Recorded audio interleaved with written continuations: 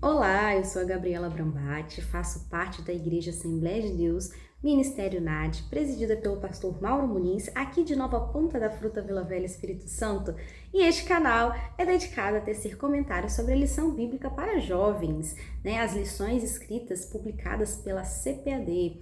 Então vamos lá para a nossa lição de hoje, que tem um tema muito especial, que é a lição de número 11, e diz bem assim: Esdras vai a Jerusalém ensinar a palavra, e nós vamos aqui ver a importância de aprender a palavra, porque a palavra de Deus ela é eficaz, a palavra de Deus ela cura, ela liberta, ela transforma. Então a gente vai aqui aprender mais sobre isso. O nosso texto áureo se encontra em Hebreus capítulo 6, versículo 5, e provaram a boa palavra de Deus. E a nossa verdade prática diz: a palavra de Deus é semelhante a uma afiada espada, é poderosa e penetrante. Glória a Deus por isso, não é mesmo? Que a palavra de Deus ela vai de encontro ao nosso coração, ela vai de encontro às nossas dores, ela vai de encontro às nossas prisões para nos libertar. Aleluia por isso. Então vamos lá aprender a palavra de Deus, como esse canal é dedicado, a tecer comentários. Só que eu sempre friso aqui que é apenas um breve resumo, porque em 15, 20 minutos não tem como a gente destrinchar toda a lição, examinar todos os textos bíblicos, pegar a palavra e ler. Então aqui é apenas um resumo. Então pegue a sua Bíblia, cada texto que eu for falando, citando, você vai lá na sua Bíblia e leia. Eu também envio sempre pelo grupo do WhatsApp dos jovens a lição, para que eles possam estar acompanhando aqui. Então se você quiser acompanhar, quer que eu te envie, deixa aqui nos comentários, me chama, também no Instagram, pelo direct, que eu envio para você também. Então vamos lá. A leitura bíblica em classe se encontra em Esdras, capítulo 8, de 1 a 12. Faça a sua leitura, não se esqueça. E o objetivo dessa lição, então, é mostrar como que a palavra de Deus é eficaz. A gente está vendo, estudando aqui nesse trimestre, os princípios divinos em tempos de crise, e a gente estava vendo o retorno do povo judeu, do cativeiro babilônico para Jerusalém, reconstrução do muro, reconstrução do templo. E nessa lição a gente vai ver o retorno que foi liderado por Esdras, A gente vai ver que o rei Atarxerxes da Pérsia, que dominou o reino da Babilônia, então, consequentemente, também tinha domínio sobre todos os judeus que viviam na Babilônia, permitiu que Esdras fosse para Jerusalém para verificar como é que estava a vida eclesiástica dos judeus, se eles estavam agindo conforme a lei de Deus, como que estavam. E o tópico de número 1 diz: Atarxerxes envia Esdras. Então, os judeus, eles estavam sob o domínio do reino da Pérsia, como eu falei para vocês, E assim, tem uma grande diferença sobre o domínio babilônico e o domínio persa. Os babilônicos, eles eram mais bravos do que os persas, vamos dizer assim. Eles eram mais rígidos. E os persas já eram mais flexíveis. Então, Esdras foi enviado. E Esdras, ele era escriba e sacerdote. Então o rei ele ficou muito impressionado, porque Esdras tinha um grande conhecimento sobre a lei de Deus, sobre a lei do Deus de Israel. E ele quis, então, que fosse junto com os seus 7 conselheiros, enviar Esdras a Jerusalém para ver como é que estava a situação espiritual. E o rei enviou uma carta junto com Esdras, uma carta de conteúdo de extrema importância. Essa carta ela foi escrita em aramaico, ela está lá registrada em Esdras 7, do versículo 12 ao 26. Leia, eu vou só citar alguns detalhes aqui, mas leia. Então, através dessa carta, o rei decretou que qualquer judeu que quisesse, poderia estar retornando com Esdras para Jerusalém. E os que fossem a Jerusalém poderiam levar consigo ouro, prata, que estavam sendo voluntariamente dados pelo rei, e seus conselheiros. Dados como uma oferta voluntária mesmo para o povo. E também os vasos sagrados, que ainda estavam na Babilônia, seriam restituídos. E qualquer despesa com essa viagem seria paga pelo tesouro do rei. Então, eles não teriam custos. E não seriam impostos aos servidores do templo direitos e tributos e rendas. Então, Esdras poderia nomear regentes, juízes, para que a vida eclesiástica ali viesse a funcionar conforme a lei de Deus. Então essa carta deu total autonomia para Esdras organizar tudo conforme a lei de Deus. E a gente pensa, nossa, o rei deu recursos, né? Deu dinheiro, enfim. Gente, mas tudo isso foi a mão de Deus sobre a vida do rei, né? Sobre a vida do rei Artaxerxes, porque Deus inspirou ele para que acontecesse esse retorno, para que pudesse o povo judeu ir retornando a Jerusalém conforme a promessa do nosso próprio Deus, né? Então, Esdras, que era um líder escriba e sacerdotal, tinha o objetivo de ir a Jerusalém para ensinar a palavra de Deus, para ensinar a lei de Deus. Por quê, gente? No Antigo Testamento, a palavra de Deus, ela estava muito ligada à vida de todo o povo. E a lei de Deus era um elemento que formava a união entre o povo e também era um elemento de identidade do povo judeu. Como que o pessoal conhecia quem era judeu? Aquele que cumpria a lei de Deus. Então, a lei de Deus, a palavra de Deus, era uma identidade daquele povo, né? Então, e ela sempre foi e é até hoje um elemento principal que gera avivamento, que gera crescimento, desenvolvimento do caráter cristão. Porque como é que a gente fala que a gente é cristão se a gente não conhece a palavra de Deus? Se a gente não conhece a vida de Cristo, se a gente não conhece a vontade de Deus? Então, a palavra de Deus, ela desenvolve em nós esse caráter cristão. Como eu falei, a palavra de Deus, ela nos liberta, né, a todo instante. E vamos aprender então aqui, vamos dar continuidade aqui, porque o tempo passa. No tópico de número 2, Esdras ensina a palavra ao povo. E Esdras sai da Babilônia, né, vai lá para Jerusalém, conforme a ordem do rei Artaxerxes, e ele viajou acompanhado de um grupo, né, de judeus.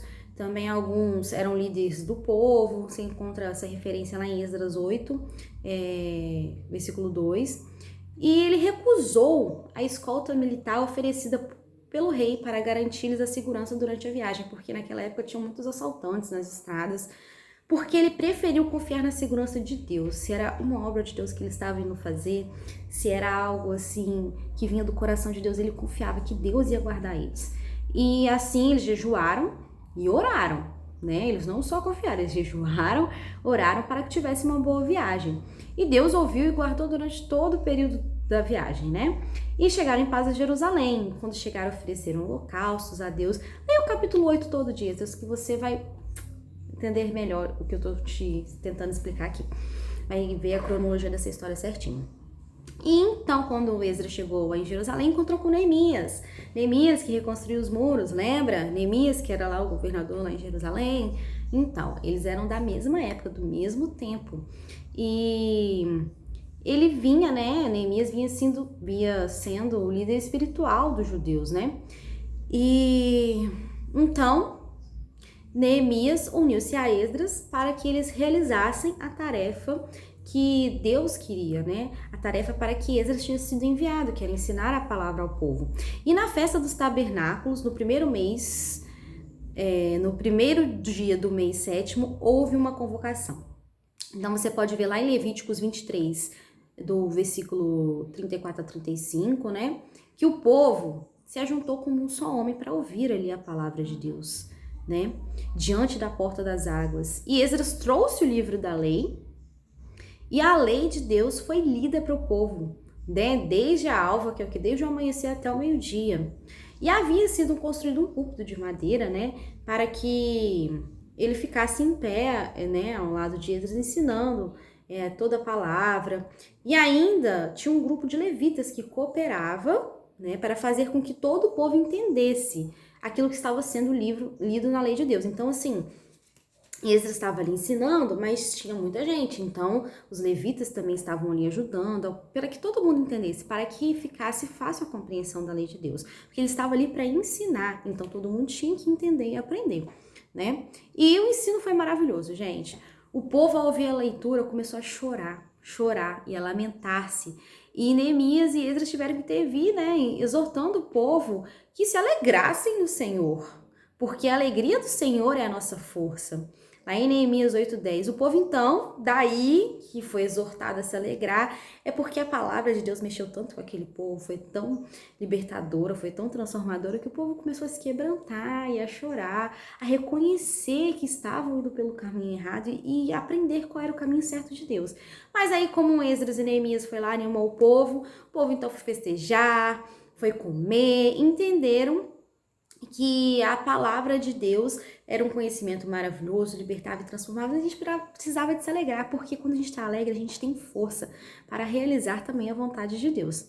E então aconteceu um grande despertamento espiritual. Então a gente vê que a origem do despertamento espiritual começa pela palavra, pela leitura e pela clara exposição das escrituras, né? E não só eu, como aqui venho trazer resumos da lição da escola bíblica, preciso estar estudando a palavra, mas todos que são cristãos precisam estar estudando a palavra, porque o próprio Cristo disse que a gente deve levar o evangelho a toda criatura. Então, para a gente levar o evangelho, a gente tem que conhecer o evangelho, a gente tem que estudar a palavra e a gente tem que ser liberto para levar a liberdade às outras pessoas. Então, vamos lá para o tópico de número 3. A palavra de Deus deve ser ensinada. Deus ordenou que a sua palavra fosse ensinada a todo o povo de 7 em 7 anos. Então, lá em Deuteronômios 31, do versículo 9 a 12, você vê que a leitura da lei de Moisés se fazia em todos os sábados, também lá em Atos 15, 21. E os escritos e os profetas deveriam ser lidos e explicados ao povo em convocação solene a cada 7 anos. Então, gente, a cada 7 anos tinha que ter uma convocação solene para que fosse lido e explicado, né, ao povo em uma convocação solene, né, toda a lei de Moisés. E Jesus, a gente já viu que ele próprio ensinou, né, que a gente deveria proclamar a palavra.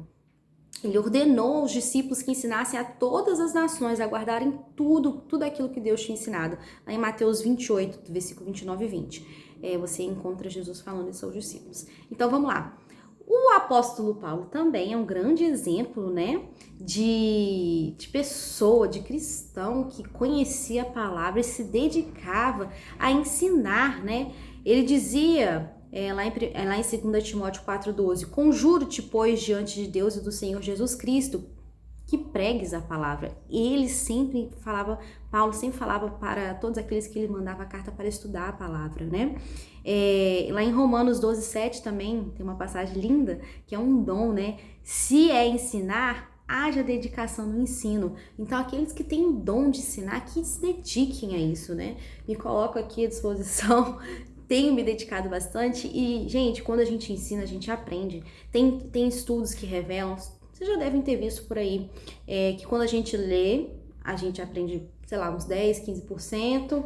Quando a gente escuta, a gente aprende mais um pouco. Quando a gente lê e tem imagens, já é mais um pouco. Agora, o ensino, a maior forma de absorção do ensino é quando justamente a gente está ensinando para outra pessoa, explicando para outra pessoa. Aí sim, a gente consolida aquele ensino. Então, além de ter importância de ensinar para o outro vai ser muito grato por estar aprendendo algo que ele não sabe. E, além disso, você também vai estar crescendo, vai estar aprendendo mais, vai estar memorizando. Então, ensinar é uma das melhores formas de aprender. E a palavra de Deus deve ser ensinada porque é uma ordenança de Jesus e também foi confirmada pelos apóstolos. E no tópico de número 4, nós vamos ver os resultados do ensino da palavra de Deus. Então, primeira coisa, o ensino da palavra de Deus gerou temor a Deus.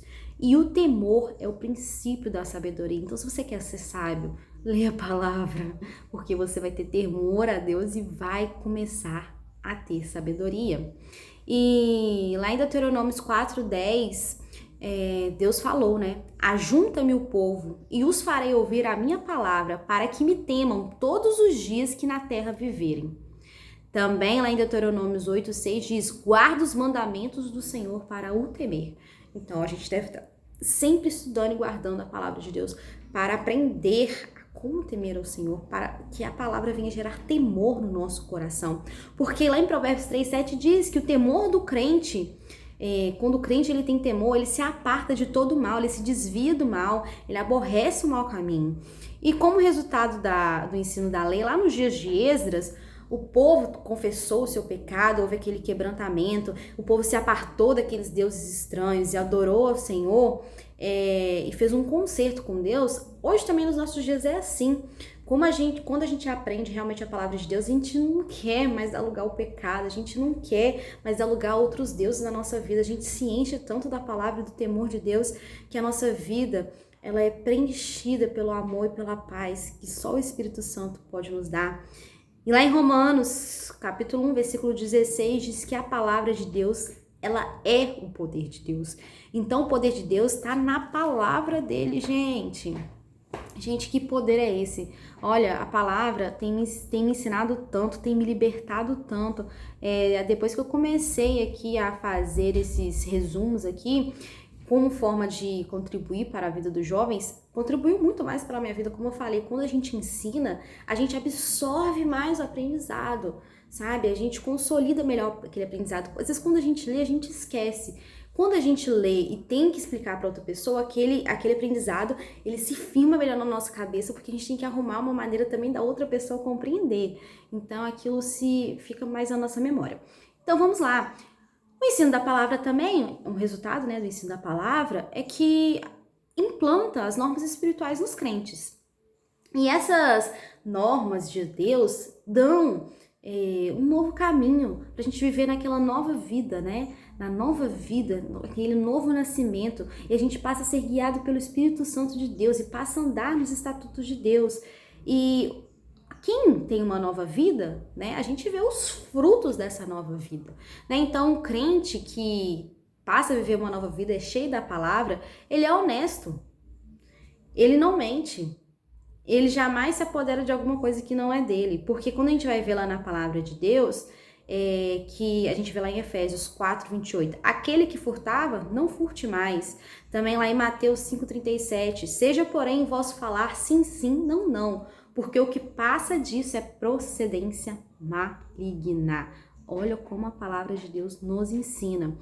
E também quando a gente lê a palavra de Deus, né, aquela pessoa que é crente, que busca a palavra de Deus, vive uma vida moral, né, se livra de toda a impureza. A gente vê lá em Efésios 5:3, né, um texto que diz bem assim, a prostituição e toda impureza nem ainda se nomeia entre vós. Então, aqui Paulo vem alertar para que o crente ele deve se apartar de toda impureza. E jamais o crente pode dar falso testemunho, né, gente? Lá em Tiago 4:11 diz, também em Provérbios 10:18. Então, a gente deve aprender a palavra de Deus para andar conforme a vontade do nosso próprio Deus. E a palavra de Deus vai nos dar conhecimento. Então, gente, quanto é importante o conhecimento de Deus, como que você vai adorar, como você vai servir aquele que você não conhece, como você vai ter um relacionamento íntimo com aquele que você não conhece.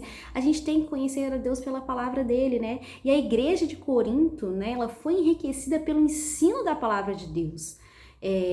Eles haviam recebido conhecimento lá em 1 Coríntios 5, e o conhecimento, ele consolida a nossa força, porque tudo aquilo que a palavra de Deus diz para nós sermos fortes, para nós sermos corajosos, acreditar na força do Senhor, a gente só vai saber disso lendo, estudando.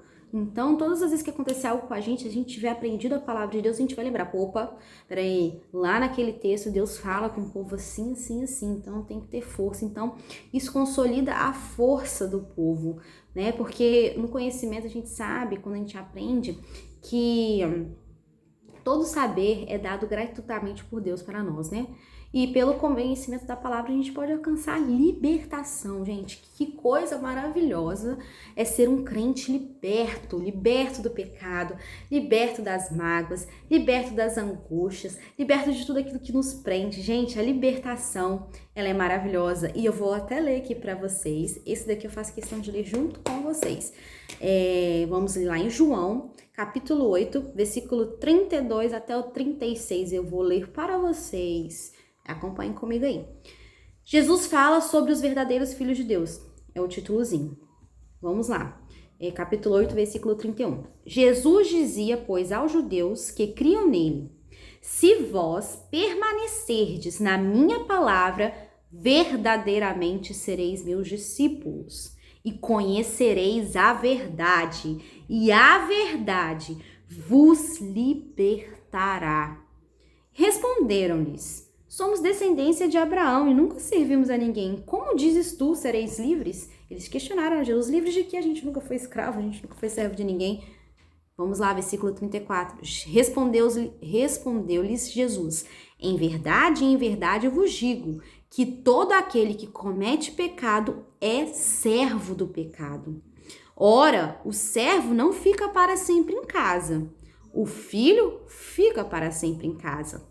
Se, pois, o filho vos libertar, verdadeiramente sereis livres.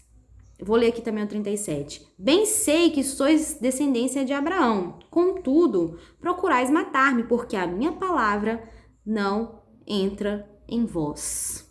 Então, quando a palavra de Deus entra na nossa vida, a gente sabe que Jesus é o Filho de Deus que veio ao mundo para morrer pelos nossos pecados, para nos libertar. E o próprio Jesus fala aqui para os discípulos: conhecereis a verdade vos libertará, e a verdade está aqui na palavra de Deus. Então, gente, para quem não sabe, estamos aqui, né, no mês Setembro Amarelo, em combate, né, ao suicídio, à depressão, e eu já passei por um processo assim, né, fiz tratamento, mas eu posso te falar, meu marido sempre falava comigo: olha, o que vai te libertar, o que vai te curar é o ensino da palavra, não tem outra coisa. Você pode fazer a terapia, você pode tomar o seu remédio, tem que tomar, porque são medidas, né, que não são de cura, né, mas são medidas que ajudam a manter a pessoa estável. Mas a verdadeira cura, gente, verdadeiramente, é que, ó, a palavra de Deus, não tem outra solução. E isso tem mudado muito o meu interior, tem melhorado o meu relacionamento com meu marido, com os meus familiares, meu relacionamento na igreja. O amor tem crescido no meu coração pelas pessoas, a vontade de pregar o evangelho tem crescido cada vez mais na minha vida por causa da palavra, gente. Então eu quero que essa palavra inunde o coração de vocês. Já passei aqui, estamos em 21 minutos já, tenho que encerrar. Nossa lição já está se encerrando, mas por favor, gente, estude a palavra em casa e medite, porque isso daqui tudo é muito pouco. Mas espero que essa sementinha já seja algo que te anime a estudar a palavra, porque a palavra de Deus, ela gera temor, ela estabelece normas espirituais nos crentes e dá conhecimento. Gente, conhecimento da palavra, conhecimento do poder de Deus, porque a palavra é o poder de Deus. Então vamos ser cheios do poder de Deus, vamos ser cheios da sua palavra, vamos ser libertos, vamos proclamar libertação a todos os outros povos. Espero que você esteja comigo nessa jornada. Qualquer coisa, entre em contato comigo, deixa aqui nos comentários qualquer dúvida, estou aqui para te ajudar. Eu também sou uma aprendiz, eu costumo dizer que eu sou uma aprendiz de Jesus. Eu tenho que estar sempre estudando, tenho que estar sempre lendo, memorizando e ensinando para que esse conhecimento seja solidificado na minha vida, para que eu aprenda de Jesus e para que eu aprenda a agir como Jesus agia, né? E a nossa próxima lição é lição de número 12, já estamos acabando o terceiro trimestre, só tem a lição de número 12 e 13, já vamos para o quarto trimestre, que também está maravilhoso. A lição de número 12 trata que Esdras e Neemias combatem um casamento misto. Vamos aprender um pouquinho mais como os dois agiram, o que estava acontecendo ali no meio do povo. Espero ter contribuído com a sua vida. E lembre-se, gente, nem só de pão viverá o homem, mas de toda palavra que sai da boca de Deus. A palavra é vida. Seja cheio de vida, seja cheio de Deus.